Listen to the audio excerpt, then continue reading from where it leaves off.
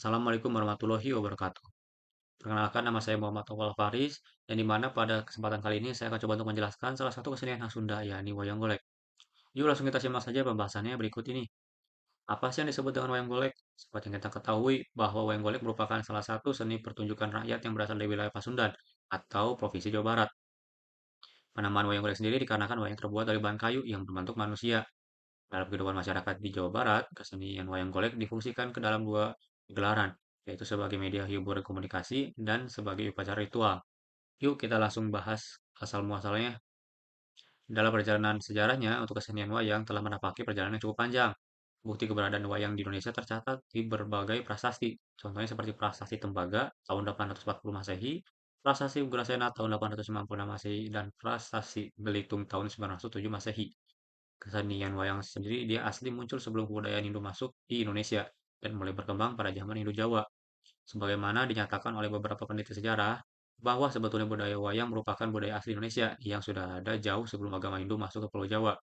Pada sekitar abad ke-15, agama Hindu atau Buddha masih menguasai masyarakat di Pulau Jawa. Kala itu pula, agama Islam sudah mulai memasuki daerah kekuasaan kerajaan-kerajaan di Pulau Jawa.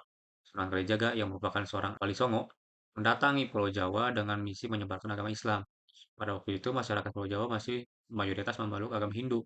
Dengan sedikit demi sedikit, Sunan Kalijaga mulai memasukkan paham Islam ke dalam kehidupan spiritual masyarakat di Tanah Jawa dengan menggunakan kesenian wayang dengan menggunakan cerita Mahabharata dan Ramayana yang sudah dimodifikasi untuk mengajarkan ketauhidan. Kemudian kita bahas yuk untuk pementasannya gimana. Untuk pementasannya sendiri, wayang golek mulanya hanya dilakukan pada malam hari saja dan biasanya memakan waktu semalaman penuh. Mulai baru ke abad ke-16, untuk pertunjukan sendiri diadakan bisa pada siang hari juga. Pertunjukan wayang golek biasanya dilakukan di tempat yang terbuka, memakai panggung yang ditinggikan atau yang disebut dengan berandongan, sehingga penonton bisa fokus untuk melihat pertunjukannya saja. Wayang golek biasanya dituturkan oleh seorang dalang dalam bahasa Sunda dan diiringi alat musik gamelan Sunda Laras Salendro. Kemudian fungsinya sendiri, apa sih dari wayang golek? Fungsinya bisa secara spiritual ataupun sebagai alat komunikasi dan hiburan. Nah, untuk secara spiritual, yang merupakan fungsi di masyarakat Sunda kala dulu adalah untuk ngaruat, yaitu membersihkan segala sesuatu, baik orang maupun lingkungan dari segala mara bahaya. Orang yang harus diruat sendiri disebut sebagai istilahnya adalah sukerta. Kemudian untuk sebagai komunikasi, yang dimana komunikasi terjadi pada pertunjukan wayang golek adalah komunikasi tatap muka, secara langsung antara dalang sebagai pelaku seni dengan penonton. Oleh karena itu, seni pertunjukan rakyat wayang golek dipergunakan sebagai media komunikasi untuk menyampaikan informasi dan pesan-pesan tertentu, sebagaimana pemanfaatan daripada media modern yang berfungsi untuk mentransmisikan pesan, menghibur, mendidik, dan mempengaruhi atau persuasif khalayak atau masyarakat luas. Pesan-pesan yang dikomunikasikan dalam pertunjukan wayang golek dapat ditransmisikan melalui simbol-simbol yang berupa bahasa verbal dan simbol nonverbal seperti warna, kostum, musik, dan gerakan tokoh wayang yang memiliki maknanya masing-masing. Kemudian kita bahas yuk untuk karakter tokoh-tokoh wayang.